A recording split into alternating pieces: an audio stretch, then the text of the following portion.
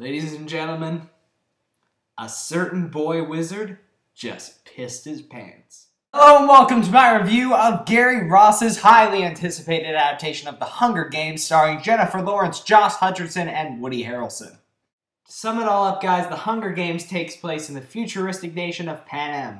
This is a war-ravaged place that is divided into 12 districts and a overarching, ruling, dictator-like capital. To establish their dominance and to commemorate the rebellion that crushed the other districts, they volunteer 2 tributes from each district and throw them into an arena to fight to the death.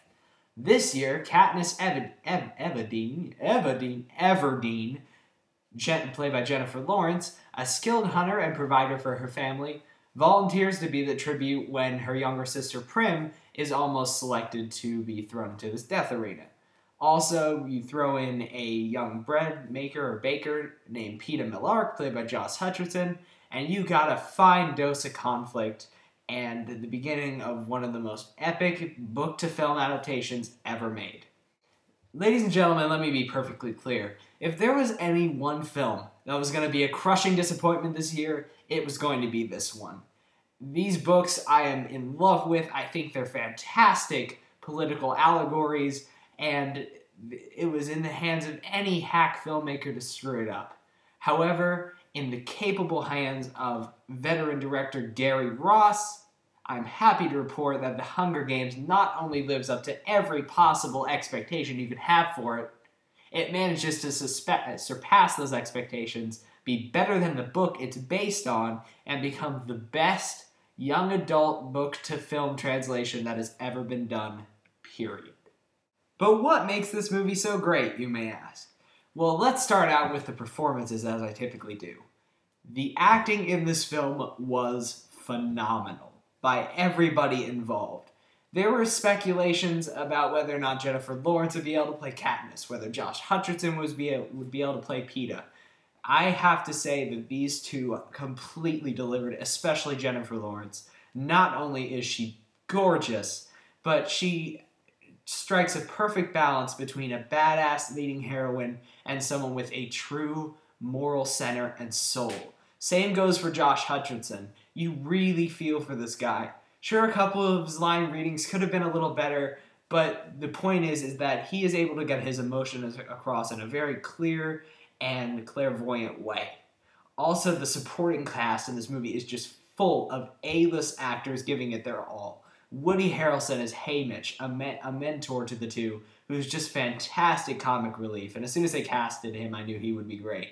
Elizabeth Banks, being better than she's ever been, as Effie Trinket, who's this, ultra made-up, almost zombified person from the Capitol who kind of escorts Katniss and Peeta around.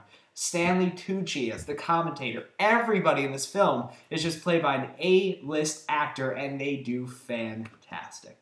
This movie managed to translate the intensity of the book into a visual and visceral experience without overpowering the story. That's the main thing that I find spectacular about this movie, is that it's just a brilliant blend of action, character, and story without any of them feeling overpowered. The action in this film is absolutely superb. It doesn't really start getting action-packed until the second half where they go into the games, but man, once it does, it just gets intense. The pace never relents. Gary Ross films this movie in kind of a breakneck, shaky cam. You can barely make out what's going on, just like and normally I would have a problem with shaky cam, I really would. Especially in a film that's as violent as this. However, in this film, I thought it actually worked to the advantage. Because when you're in these games, it would be a blur to have this teenager stand over you with a knife and then stab you. It wouldn't be totally clear. It would be blurry. It would be hectic. And Gary Ross, with his camera work, just captures this beautifully. Also, the set design in this film is absolutely gorgeous. Whether you go from District 12, which is completely destroyed and ravaged, to the Capitol, which is so overly stylized and so overly made up, that the stark contrast is just so beautifully realized. I really feel like this movie should win an Oscar for just best art direction, because that really made this film in some ways. But no matter what is occurring on screen, whether it be action or glorious set design or beautiful, just small moments, what this film never loses is its sense of character. And that is what makes this movie fantastic. Above all other blockbusters, which think they can just throw things at the screen without really giving you a true sense of pathos, this movie manages to do that while still being an unbelievable science fiction film. Guys, I haven't gotten this much of a high off a movie in a long time. This is one of those District 9, Dark Knight type experiences that you rarely have, where you walk out of a movie absolutely blown away.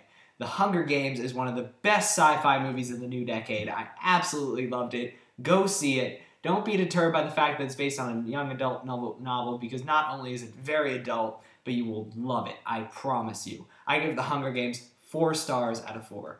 Guys, I hope you enjoyed this review. If you did, you can subscribe to my channel. Please go see this film, support great filmmaking, and until next time, I'm Movie Kid Mike.